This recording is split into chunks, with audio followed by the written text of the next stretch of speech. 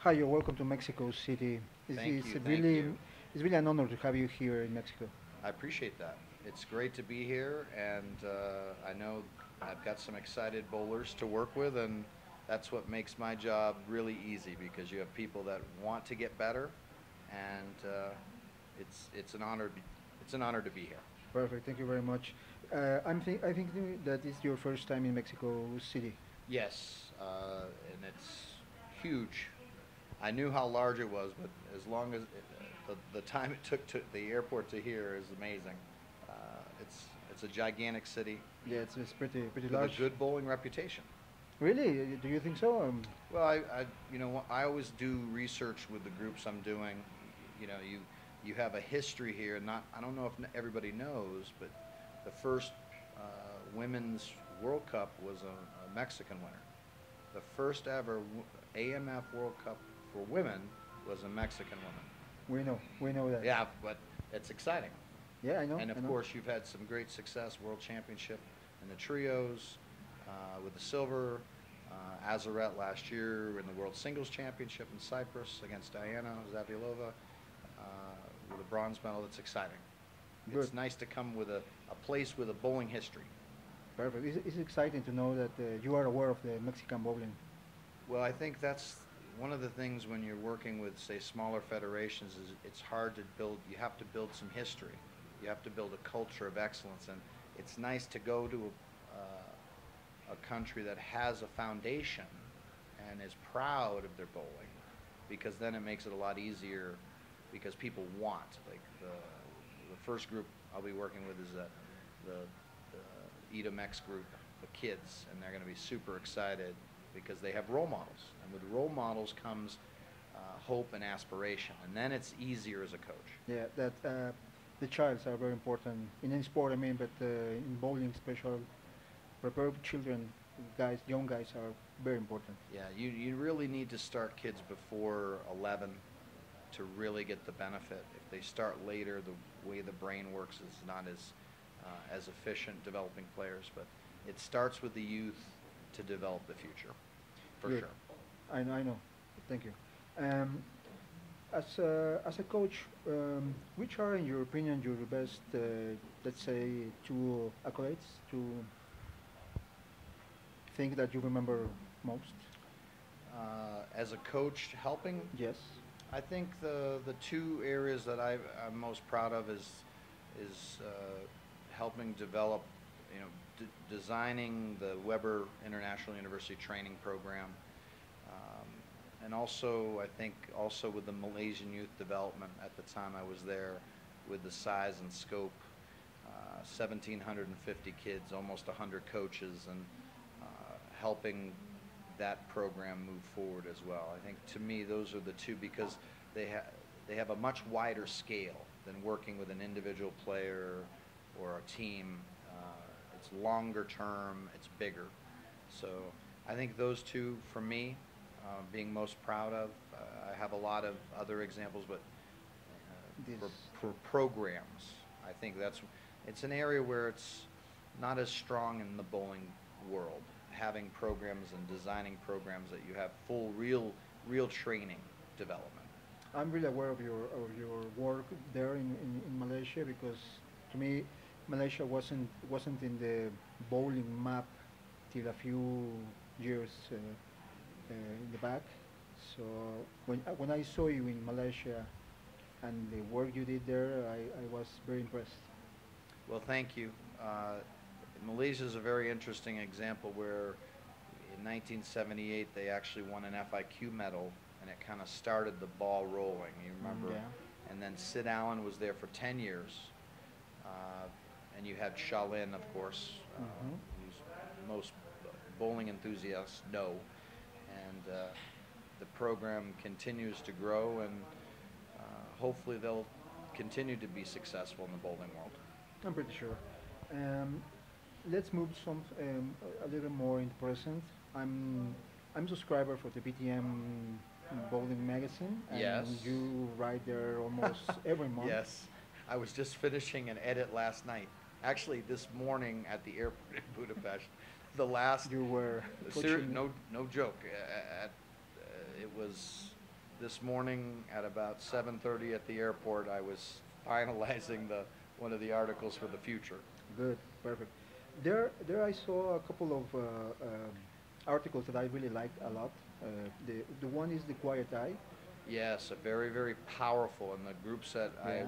work with in the next few weeks will learn more about that and why it's so important. But it's an incredibly vital. If you want to take your bowling, I don't care who you are, it will take your bowling to a higher level.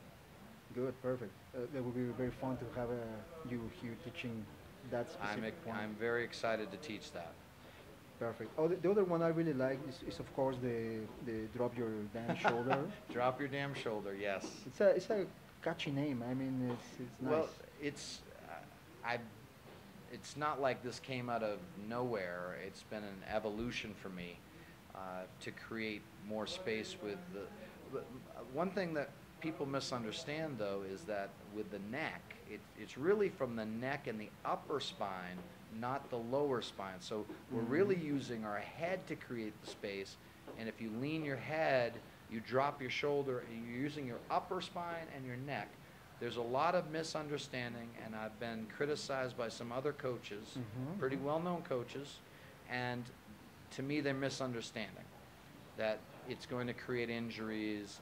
I'm a 100% proponent of core exercises for athletes if they're going to go there, but it certainly to me is the next generation of what I'll teach is energy efficiency, using your body to create energy that you put into the bowling ball, and the more efficient we are with that, the better the ball motion will be, the more accurate your lines will be.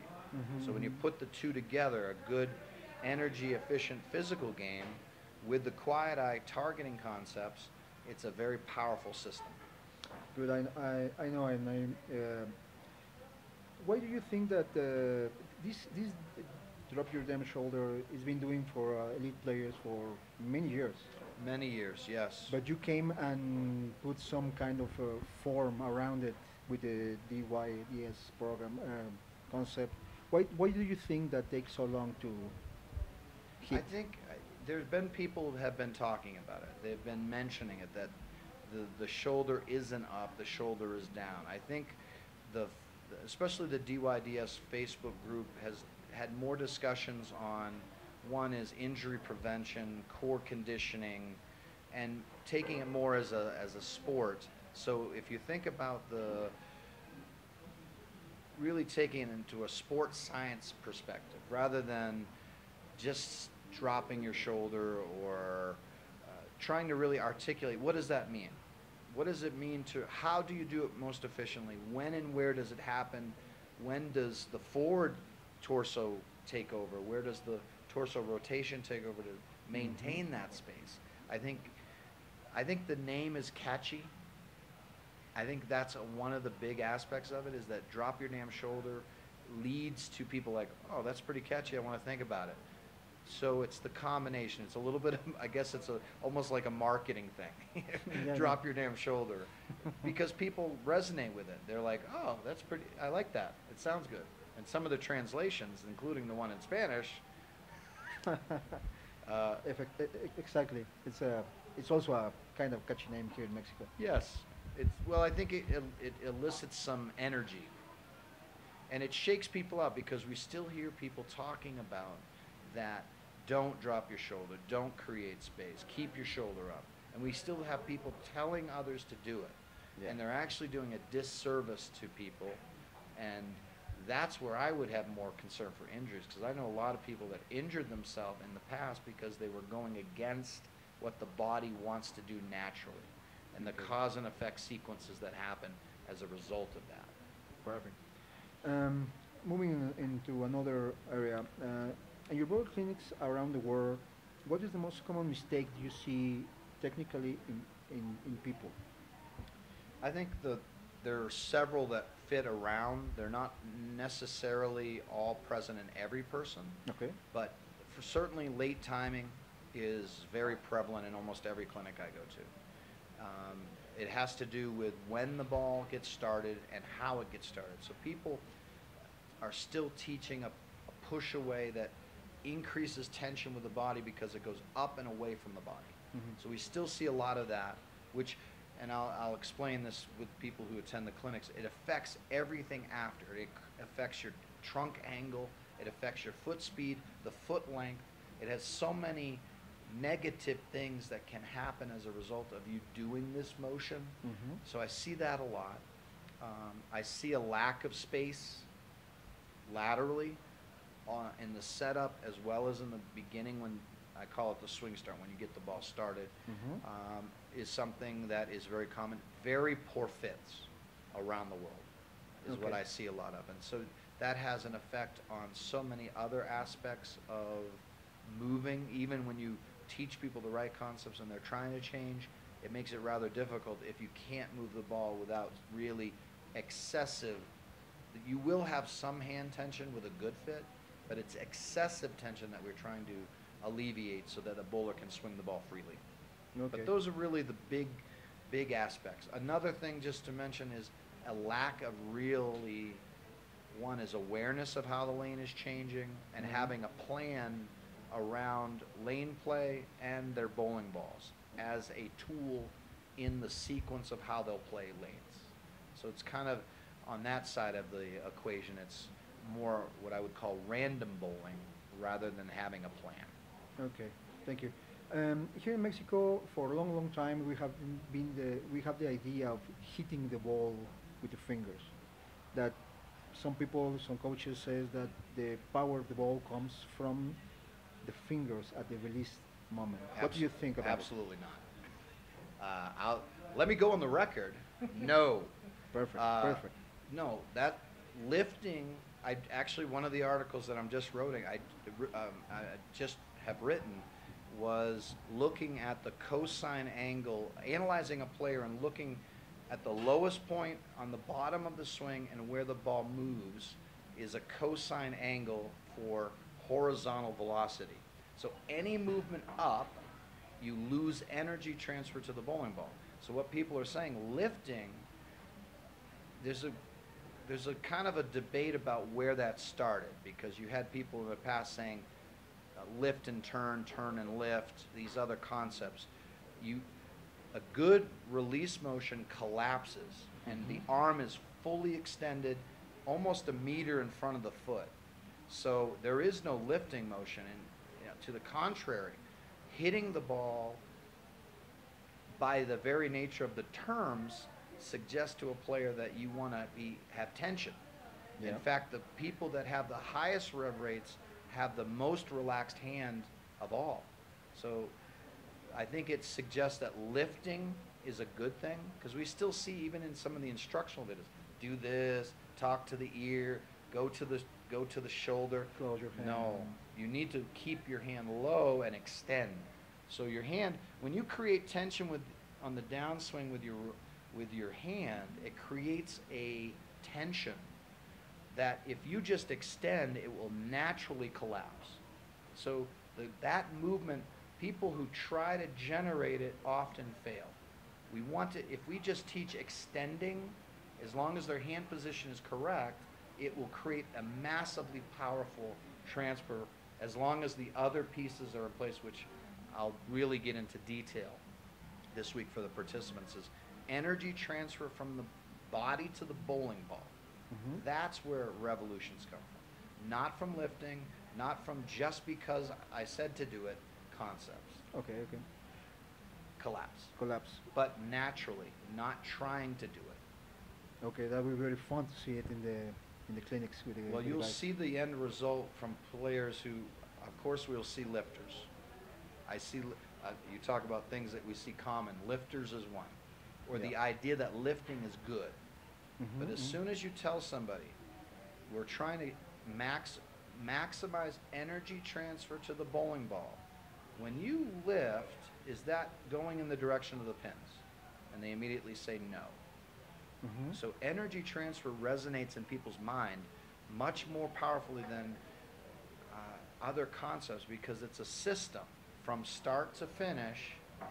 Everything it's three-dimensional now.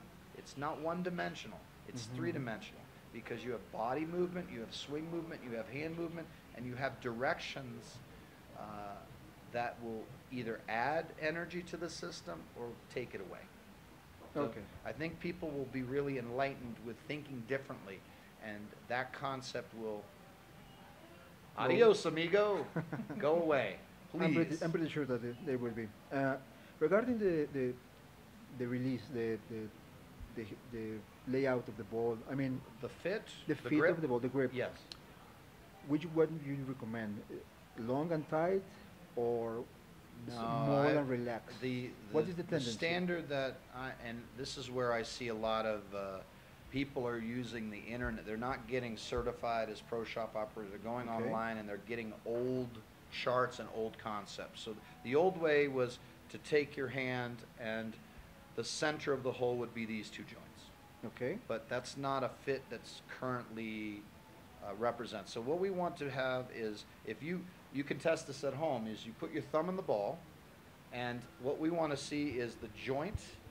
If I'll use this, here's the nice big non-fitting bowling finger, is we want this to sit, the bottom of the hole to sit directly between the two joints.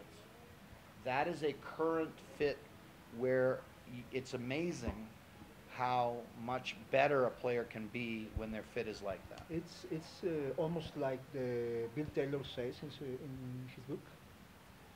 Well, this would be almost similar to what we would have referred to in the past as a semi-fingertip, Okay. which is halfway. Halfway. So if you put your thumb in the ball and go halfway, that's a current fit that is acceptable as long as the pitches are also consistent with the current fitting. Okay. Because you will have thumb pressure as a bowler. There is, and I will also shockingly say, there is no such thing as a pendulum swing. Maybe that's my next group. Okay. There is no pendulum swing. It's a myth, and I'll teach it to you and show you why it's a myth. But you will have some thumb pressure, but not excessive. So that's the key, is to make sure for a player that they can do certain motions naturally without interfering with the natural movement. But I'm going to prove to you and change your mind that there is no pendulum swing. That's another one that people go, I will, That's not you good. talk, I will ask the participants, because as soon as I say 3 things to them after I say the term, they will be more of the same mindset of there is no pendulum swing. Because you're a human being with muscles and tendons and ligaments. You're not like a quarter swinging on a string. It doesn't exist. It doesn't exist. That will be very, very mind-blowing thing, I'm pretty sure. Well, more than drop your damn shoulder, I think. Because I'm if pretty you've been sure. watching players and if you are in that group, you'll see. Okay, Joe, it's been a pleasure to talk to you, and thanks again for giving us time to this small interview. I hope that in the next days, once you already saw some people and Sure. give some teaching here, maybe we can give you can give us some more time. Anytime to you want. Make other questions, because I mean, you are here. You are to me, you are one of the best coaches in the world right now. Thank you. And we need to grab as much as information we can. And I'd be very interested to hear what the participants say after going through it. That will Okay. be interesting to me. Me too. Thank you very It's much. been a pleasure. Thank you.